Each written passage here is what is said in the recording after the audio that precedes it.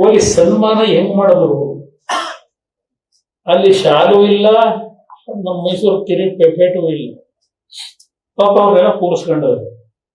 ಆಗ ಅಲ್ಲಿ ಯಾರೋ ಒಂದು ಶಾಲಾರು ತರಿಸ್ಬಾರ್ದು ಅಂತೇಳಿ ಆಗ ಪರದಾಡೋದು. ಎಂತ ಶಾಲು ಓದಿಸಿದ್ರು? ನಮ್ಮ ಮದುವೆ ಮನೇಲಿ ಹಾಕತ್ತೀವಲ್ಲ ನಾವು, ರೇಷ್ಮೆದು ಕಾಟನ್ ಹಾಕ್ತೀವಿ. ಎಲ್ಲ ತಂದು ಬೇಕಾಗ್ಬಿಟ್ಟಿಗೆ ಅದು ಹಾಕೋದು. ಆಮೇಲೆ ಅದಂತೂ 50 ರೂಪಾಯಿನೋ ಇವರು ಆಗ ಸಡನ್ ಆಗಿ ಇವರು ಪಾಪ ನಮ್ಮ ಒಲಿಂಪಿಕ್ ಗೇಮ್ನ ಚೇರ್ಮನ್ ಅಧ್ಯಕ್ಷರು, ನಾನು ಏಲಕ್ಕಿಯಾರ ಹೇಳಿದ್ದೆ, ಏಲಕ್ಕಿಯಾರ ತರಲಿಲ್ಲ ಅಂತ ಅವರು ಅಂತಾರಲ್ಲ. ಅಂಗಾರ ಇಲ್ಲ ಗಂಧಾರ ತಂದಿದ್ದೀವಿ ಅಂತ. ಇದು ಅಲ್ಲಿ ನಡೆದಿರೋ ಘಟನೆ ನಿಮ್ ಮುಂದೆ ಹೇಳ್ತೀನಿ. ಹಿಂಗೆ ನಡ್ಕೊಂಡ್ರು ಪಾಪ ಅವ್ರಿಗೆ ಯಾವ ರೀತಿ ಸನ್ಮಾನ ಮಾಡೋದು. ಆಮೇಲೆ ನಾನು ನೋಡ್ತಾ ಇದ್ದು ಶಾಸಕರನ್ನ, ಇವರೇ ಕತ್ತು ಕೈ ಹಾಕಿ ನಡ್ತಾರೆ. ಆ ಟಿವಿ ನೋಡಿದೆ, ವಿಧಾನಸೌಧ ಮುಂಭಾಗದಲ್ಲೇ ಕತ್ತು ಕೈಯಾಗಿ ಎಳಿತಾರ ಕಡೆ. ಇದೇ ನಮ್ಮ ಡೆಪ್ಟಿ ಸಿಎಂ. ಅಂದ್ರೆ ಇವರೇ ರಕ್ಷಣಾ ಇಲಾಖೆ ಕೆಲಸ ಮಾಡಕ್ ನಿಂತ್ಬಿಟ್ರಲ್ಲ. ವೇದಿಕೆ ಮೇಲೆ ಎಲ್ಲ ಇವ್ರು ನೆಂಟ್ರಿಸ್ಟು ಸೇರ್ಕೊಂಡು ಮಧ್ಯಾಹ್ನ 3:10 ಮೊದಲನೇ ಸ್ಟ್ಯಾಪೆಡ್ ನಲ್ಲಿ ಒಬ್ಬ ವ್ಯಕ್ತಿ ಮರಣ ಹೊಂದಿದ ವಿಷಯ ಬರುತ್ತೆ. ಇಲ್ಲಿಗೆ ಬಂದರೂ ಸಹ ಅವರಿಗೆ ಆ ಕಾರ್ಯಕ್ರಮ ಮುಂದೂಡಬೇಕು ಅಂತಕ್ಕಂಥ ಪರಿಜ್ಞಾನ ಬರುತ್ತೆ. ಸರ್ಕಾರಕ್ಕಾಗಲೇ ಗೊತ್ತಾಗಿದೆ. 3:10 ಆಗಿದೆ. ಸ್ಟ್ಯಾಪೆಡ್ ನಲ್ಲಿ ತಿರ್ಕೊಂಡು ಹೋಗಿದ್ದಾರೆ. ಇದು ನಡೆದ ಘಟನೆ. ಇವ್ರು 6 ಗಂಟೆವರೆಗೆ ಕಾರ್ಯಕ್ರಮ ಮಾಡ್ಕೊಂಡ್ರಲ್ಲ. ಪಾಪ ಅಲ್ಲಿ ಬೇರೆ ಹೋಗಿ ಸ್ಟೇಡಿಯಂನಲ್ಲಿ ಮುತ್ತಿಕ್ತಾ ಇದ್ದಾರಲ್ಲ. ನೀವೇ ತೋರಿಸಿದಿರಿ ಟಿವಿಗಳು ಯಾವ ತರ ನಡ್ಕೊಂಡ್ರು.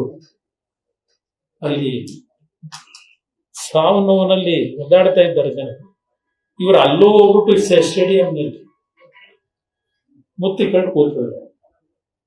ಈ ಸರ್ಕಾರ 2 ಕಡೆ ಕಾರ್ಯಕ್ರಮ ಯಾವ ಆಧಾರದ ಮೇಲೆ ನೀವು ಮಾಡಿದ್ರಿ? ಇಲ್ಲಿ 2 ಕಡೆ ಅರ್ಜಿ ಹಾಕೊಂಡ್ರೆ ಒಂದು ಇವರೇ ಆರ್ಗನೈಸರ್ಸ್, DNA ಅದ್ಯಾವುದೋ ನಿಮ್ಮ ಇವೆಂಟ್ ಮ್ಯಾನೇಜ್ಮೆಂಟ್, ಇಲ್ಲೂ ಕಾರ್ಯಕ್ರಮ ಅಲ್ಲೂ ಕಾರ್ಯಕ್ರಮ. ಯಾರು ಹೇಳಿದಾರೆ ನಿಮ್ಗೆ? ಅಷ್ಟು ಅಧಿಕಾರಿಗಳು ನಿಮಗೆ ಅಷ್ಟು ಸಲಹೆ ಕೊಟ್ರು. ನೀವು ಈ ಚೆಲ್ಲಾಟ ಆಡಿದ್ರಲ್ಲ, ಅದು ಹೋಗ್ಲಿ. ಕೆಲವು ಮಾಧ್ಯಮ ಸ್ನೇಹಿತರಿಗೂ ಗೊತ್ತಿರಬಹುದು, ನಮ್ಮ CM ಅವರು ಇಷ್ಟೆಲ್ಲ ಸಾವು ನೋವಾಗಿ 30-40 ಜನ ಆಸ್ಪತ್ರೆಗೆ ಅಡ್ಮಿಟ್ ಆಗೋದ್ರೆ ಅವ್ರ ಮೊಮ್ಮಗನ್ ಕರ್ಕೊಂಡು ಜನಾರ್ದನ ಹೋಟೆಲ್ ಬಾಸುಂದಿನೋ ಮಸಾಲೆ ದೋಸೆನೋ ಸವಿಯಕ್ಕೆ ಹೋಗ್ತಾರೆ.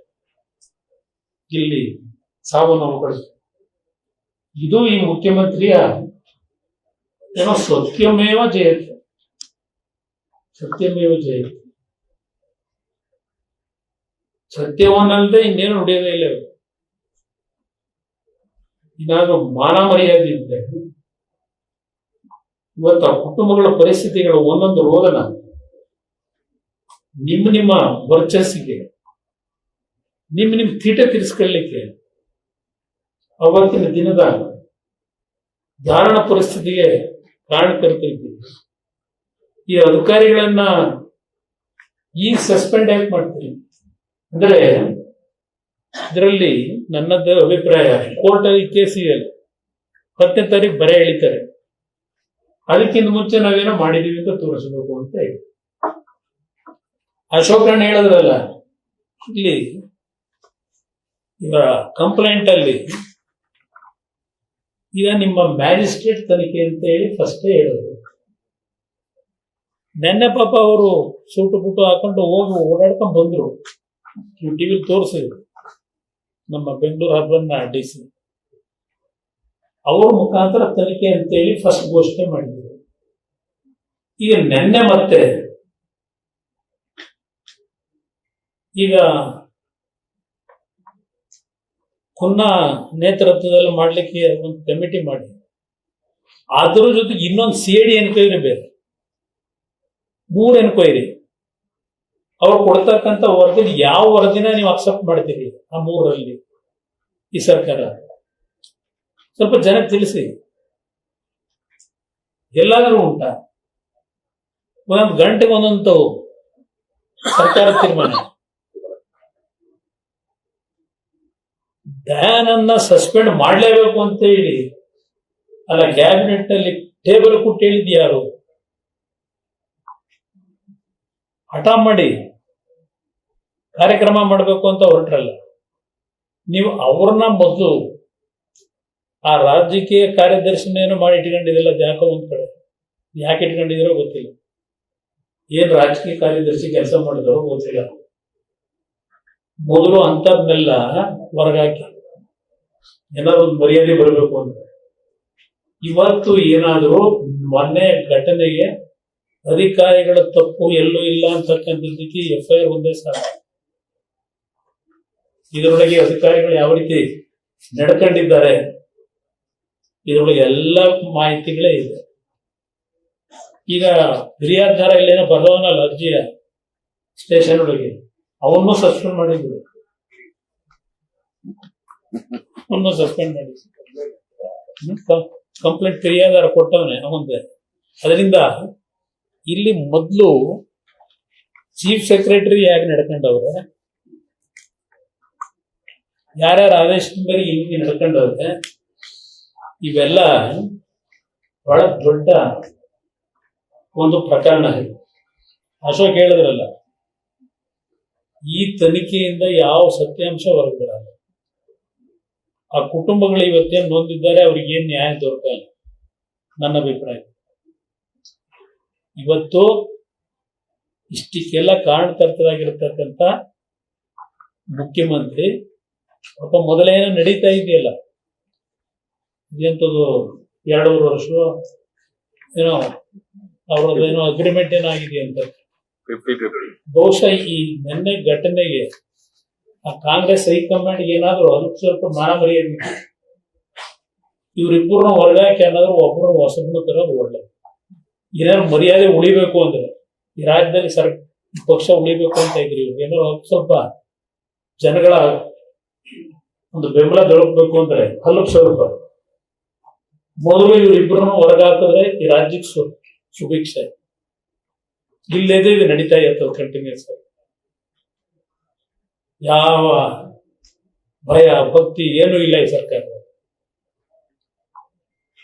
ನಾನು ಈ ಮುಖ್ಯಮಂತ್ರಿ ಈ ರೀತಿ ಆಡಳಿತವನ್ನ ನಾವ್ಯಾರು ನಿರೀಕ್ಷೆ ಮಾಡಿರ್ಲಿಲ್ಲ. ಏನ್ ದೇವರಾಜರ್ಸು ದಾಖಲೆ ಮುರಿದು ಏನ್ ಸಾಧನೆ ಮಾಡ್ತೀರಿ?